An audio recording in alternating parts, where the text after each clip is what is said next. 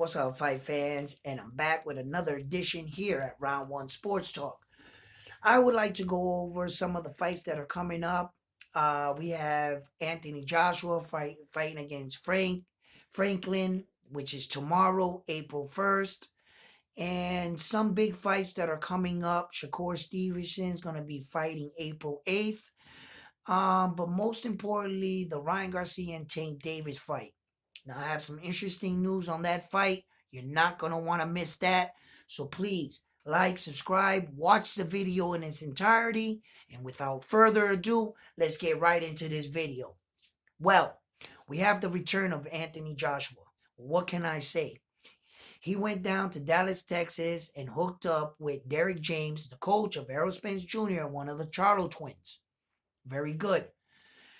In this high anticipated matchup that he's coming back after the two devastating losses to Usyk and losing his titles, right? You find yourself in an interesting predicament. At first, he was talking like he was going to retire, like he was done with boxing. But yet he knew he had a lot to give. But in 8 weeks, come on, people, in 8 weeks, how much better can, Anthony Joshua get? Or can he get past that mental state in his head? Well, then I sat back and I thought about it. And I said to myself, you don't really have to teach Anthony Joshua how to box. You don't really have to teach. You just have to get him to throw more punches, be more active, and to have confidence in his ability. And you got to bring that out of him because he already knows how to box. So in 8 weeks, yeah, you can do that with a fighter. You could bring in 8 weeks an already established boxer. You could bring his punch rate output higher. You could bring that higher. Yes, you can. He's already a professional boxer. He already knows what to do. He can go 12 rounds. You know what I'm saying? So just bring up his punch output a little bit more and work it on really sticking it, really knocking this out. Because I really think that he's coming out to make a statement against Franklin. I don't think, a 12-round decision really gets him back into title contention and title talk, but a devastating knockout will. You know what I'm saying? That'll definitely put him right back in there. Okay? All right. So, after this fight, we got the Shakur Stevenson fight, which I will talk about later. But most importantly, right now, I just want to bring to the forefront the Gervonta Tank Davis and the King Ryan Garcia fight. And I want to bring to the light a couple things, which you may or may not know, right? But one thing about boxing, you could play basketball, you could play baseball, you could play soccer, but you can't play boxing. Because if you go in that ring playing around, you're going to get hurt. Okay? And just in case you didn't know this, but every time you go in that ring, the human body is not designed to take punches to the face. We are not built like that. So every time you go in that ring and you take blows and punches to the face and you get cut or your nose gets broken, throughout the years as you're going around in your career, you can really sustain injuries that cannot be repaired. Okay? And that's why they pay these guys that much money. They should pay them more. Okay? So that's why I say don't play boxing. Because you can take years off a person's life with just one fight. Case in point, David Benavidez took a few years off of Caleb Plant's life in that ring. If you don't know what I'm talking about, please look into it. That's the ugliness about boxing. Okay? But nevertheless, we have gladiators and we have professional fighters that take this sport very seriously. And even in their preparation, right? Has to be serious, right? Well, the reason why I said all of that, and I'm bringing this to the forefront, is because King Ryan Garcia, right, has been known And it was rumored that it was said that Eddie Espinosa, which is um, Canelo Alvarez's coach, Ryan Garcia used to train there with them. And Eddie Espinosa went on YouTube and said the Ryan kid does not like to train. In fact, Canelo Alvarez is on YouTube saying that Ryan Garcia would come into the gym, train for 20 minutes, and leave. Right? So I wasn't quick to write Ryan Garcia off. I was like, maybe he doesn't feel comfortable there. Maybe he doesn't really like Eddie Espinosa. Maybe he doesn't like the people in the gym. Maybe he's too young for these older fighters. I don't know. Whatever it could be. Right? But I said to myself that Ryan Garcia he has talent. He has speed, power. He knows how to box, and I really believe that he can go far in this sport. But now what's happening again? More red flags and more bells are going off. It's being reported right now that this kid, Ryan Garcia, is only training with his world class trainer that he recently just acquired, which was his coach in the amateurs. Okay? He's only going to that gym 3 times a week. And the other 4 days out of the week, it said that he's training himself. Yeah, you heard that correctly. Leading and coming into the biggest fight of his life. Right? Ryan Garcia is out here for 4 days out of the week training himself. And he's only going to the gyms, they said Monday, Wednesdays, and Fridays, to spar. The problem with that is those guys he's sparring against, they're not Gervonta Tank Davis. And when you're sparring on Friday, what you're doing on Friday is going over with your coach everything you've been learning throughout the week. But if me and my coach have not been learning anything, and all I've been doing is showing up and sparring, what did the coach teach you? So you mean to tell me that you're the exact same fighter, maybe a little quicker, and you're getting a little older, so you feel like you're hitting the bag heavier? That's not going to win the fight. Not against a real world champion. Not against a man that's been proven. You might knock out some smaller fighters or some less experienced fighters and look good against them, right? But you're not going to do that against a world-class fighter such as Gervonta Tank Davis. As a matter of fact, I'm on the side that a lot of people don't give Gervonta Tank Davis enough credit for his ring IQ, his ring savviness, and his selection of punches. I think he's more than just an uppercut. A lot more than just an uppercut, if I'm being honest. Okay? And this Ryan kid is breaking my heart, man. Bro, man, I have so much high expectations for this kid. I'm saying that Ryan Garcia has the ability to be a champion, if not in this weight division, but in another further weight division in the future. And maybe not just that one, he might be a champion in 2 different weight categories, okay? Which begs the point, how hard is it to win a world title in boxing? How hard is it? When you got fighters like Naoya Inoue, which is coming into his 4th weight division and fighting to regain 2 more titles. And Ryan Garcia has not ever fought for 1 world title yet. He hasn't fought for a world title, Has he fought a world champion? That little guy was a world champion in a lower weight class, wasn't he? The Dominican dude? Was he a world champion? Shit, I should have looked that up.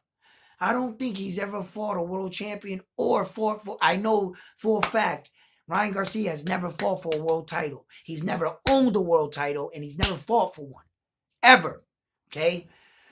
And he's coming against a 3 division world champion in Gervonta Tank Davis. Gervonta Tank Davis has won titles at 130, 135, and 140. And this fight is being held at a catch weight at 136 pounds. And there's a rehydration clause on this fight that Ryan Garcia, after he rehydrates, he cannot pass 10 pounds. So he can only rehydrate up to 10 pounds on the fight. Ryan Garcia. Okay? So there's a rehydration clause in this fight. There's all this shit going on. And I'm hearing he's not even training in the gym, but only 3 days out of the week for the biggest fight of his career. Now, it's not the biggest fight of Gervonta Tank Davis's career. Okay? Because if I'm not mistaken, leading up to this fight, on Gervonta Tank Davis's last fight, didn't you guys say that Hector Luis Garcia was a way better fighter than Ryan Garcia? And that it was a mistake for him to take this fight against Hector Garcia? No sooner that Tank Davis knocks him out, now all of a sudden, Ryan Garcia became an formidable opponent. I thought you told me that the Hector was tougher. I thought you told me that Hector was more established. And in fact, Hector Luis Garcia is a real world champion at 130 pounds. So, the kid's not training. He's never fought for a world title. He's never been a world champion, right? And you mean to tell me that this is a 50-50 fight? Fight fans, I'm here to tell you right now, it breaks my heart that Ryan Garcia is cheating us from one of the biggest fights of the year. He should be training his ass off. He should be giving us the best performance. And I think he's just playing with boxing. So, unfortunately, if you're asking me, please don't put no money on that kid. Too many red flags are going off. It's going to be an interesting fight, but I think that Ryan Garcia is going to go on a highlight reel knockout. And I think he's going to blame his loss on everybody else but himself. And he needs to take a real good look in the mirror. And, what you put into it is what you're going to get out of it. Jumping around from coach to coach, or trainer to trainer. If he loses this fight, what's he going to do? Leave this trainer and go into another trainer? Every time a fighter loses a fight, they leave their trainer or coach and blame it on them, but they don't take a real good look at themselves and what they're not doing in preparation for a fight. I always said boxing's a lonely man's sport. You know what I mean? You got to dedicate 12, 10 years to just strict focus, hard work, and dedication. No partying. And at the time, when movie stars and celebrities and athletes are asking you to come out and hang out with them, that's when you got to look at them and say, I cannot come hang out with you. I got to go train, but I will come hang out with you when I retire. When it's all said and done, just like Floyd Mayweather's doing. Look at him. Does he look old? Does he look run down? Does he look beat up? Now, he's going out and hanging out with everybody he wants to, and he's living his life because his career is over with. But he's still the man. And that's how you want to do it. You don't want to do it while you're in it, right? Like Bruno did. Too much limelight, too much glasses, gold chains, too much hanging around with celebrities, and you forgot what got you there. Ryan Garcia is a great talent, but I think he's lost his way. So I think he's actually cheating us on this fight. I think he's going in with the mindset, either I'm going to knock him out or he's going to knock me out before 6 rounds. And if I can't knock him out by 6 rounds, well, then he beats me type shit. I don't know. But that's not what we're paying for. We're paying to see a fight. We want to see the best fight the best. And we want to see if you're really going to back up what you're saying. Don't come in there out of shape and give us a lackluster performance when we paid our hard-earned money on this. Don't play with my time and I won't play with yours. You know what I'm saying? And it seems like that's what this kid is doing. As far as Devin Haney and Lomachenko go, they're already starting the narrative and the storyline that Devin Haney is too big for Lomachenko. Okay? And just in case Lomachenko loses, which most likely, he's favored to win the fight, right? They already got a storyline lined up for Lomachenko when he loses. In fact, it's been reported that they took him off the pound for pound list so that if Devin Haney beats him, he didn't beat a pound for pound best fighter. See, had they kept him on the list and Devin Haney beat Lomachenko, well, then he would be like, I beat one of the top pound for pound fighters in the world because Lomachenko's on the list. Now, ESPN Top Rank, they took him off the list. So now you can't say that. You can't say you beat Lomachenko, but if Lomachenko was to pull this off and win that fight, I bet you tomorrow, no sooner that he beats Devin Haney, that same night, Lomachenko's name's going to be on that pound for pound list. That's how they're going to do that. If he loses, his name's not going on that list. You already know what the deal is, right? What they're also trying to say is that Devin Haney is too big for Lomachenko, which is bullshit. I'm here to tell you that's straight up cap. That is so much bullshit, it's not even funny, right? Because I don't even know how Lomachenko or these analysts or Max Callahan or all these people are already saying that one, Lomachenko's too old for Devin Haney, right? That's a crock of bullshit right there, right? Because Floyd Mayweather was 36 years old when he fought a young Canelo Alvarez, which Canelo Alvarez was only 23 years old. So Floyd Mayweather is actually 1 year older than Lomachenko. Lomachenko will be coming in this fight at 35. Floyd Mayweather was 36. And Devin Haney is 1 year older than Saul Canelo Alvarez that came into that fight at 23. And Devin Haney is 24. Okay? So not only was Canelo Alvarez 1 year younger than Devin Haney and 1 year older than Lomachenko, now all of a sudden Lomachenko is an old man. What are you talking about? What are you talking about?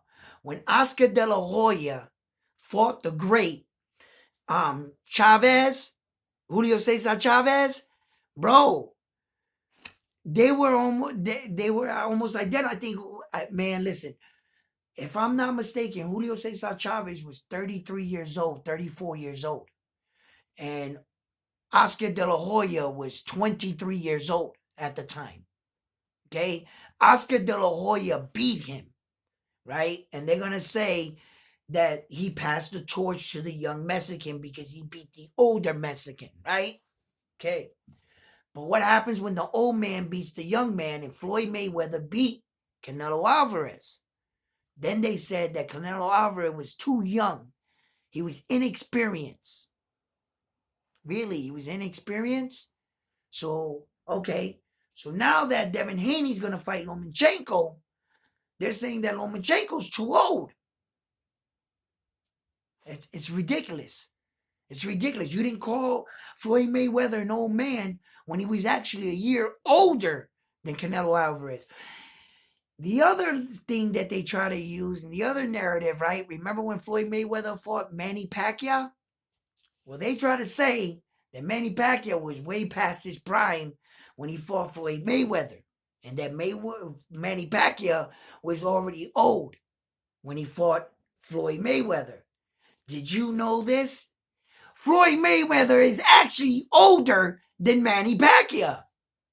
So how the fuck are you going to call Manny Pacquiao an old man and that he was old and past his prime if Floyd Mayweather is actually older than him? See how some of this shit don't make sense? They try to use that storyline that he was washed, that Pacquiao was older, that he was way past his prime. It's these story narratives. You gotta watch out. You gotta pay attention because sometimes the people that tell you this on ESPN, you know, Ringside Magazine, you know what I'm saying? You know, I always remember and I keep it at the forefront that boxing is a business disguised as a sport, and I'm gonna keep saying that boxing is a business disguised as a sport. Okay, and when they want to market a fighter or they want to promote a certain fighter, they will do some of these things. But for the most part, fighters are coming up and fighting on their own. You know what I'm saying? And they're going out there and giving it all. You know, the one thing they really can't do, unless you're making the guy take a dive or whatever, you know what I'm saying, a Sully Liston Ali dive, what you're going to see is a fight. You're gonna see two men in there slug it out, and they're gonna give it their all. But Ryan Garcia doesn't seem like his heart's into it, and they're already building storylines for Lomachenko. And my question is to all the fight fans out there: is what version of Lomachenko are we going to get? Because I still think that Lomachenko, if Lomachenko that fought in the early stages of his career shows up, Devin Haney's in trouble. You know what I'm saying? A lot of people are saying that Lomachenko's gone due to the performance with Jamie Ortiz. I say ring rust is a real thing. You have to remember that Vasil Lomachenko was coming off a year hiatus, and ring rust is a real thing. And he needed some time, and he knew it. You know, all the mental games and things that are going on with Devin Haney and Lomachenko fight are real subtle things that if you don't really open your eye to it, it might just go right by your head. One case in point, Lomachenko sanctioned this fight and got this fight scheduled on Ramadan, a Muslim holiday that makes the Muslim people fast during that time. If you don't know what Ramadan is, you know what I'm saying? Maybe I'm saying it wrong too because I'm not too familiar with it, right? And no disrespect to any Muslims out there. I'm just not, fluid with the language, right? Um, that's when you fast. So Lomachenko scheduled a fight right during the time he knew he couldn't eat, that he would be at the weakest and he would train on an empty stomach. Yo, that's tragedy right there. But lo and behold, Devin Haney has already fought 3 times on Ramadan. And he's trained like this before. But for this particular fight, it's being reported that he had to break fasting because it was just too much on him. So he had to get a little bit of food to get some energy to continue training, which is a smart move. He's going to have to ask his God and everything for forgiveness and to furtherly train. But those are the mental wars that you don't hear about. You don't hear how some of the promoters schedule this to get it right under there. Another thing you might miss, right? On the post fight interview right now, Devin Haney and Lomachenko, just it's on YouTube if you want to go check it out. Is their post fight interview. Devin Haney's there. You'll know this is the interview I'm talking about. Devin Haney has a pair of sunglasses and a tan jacket, right?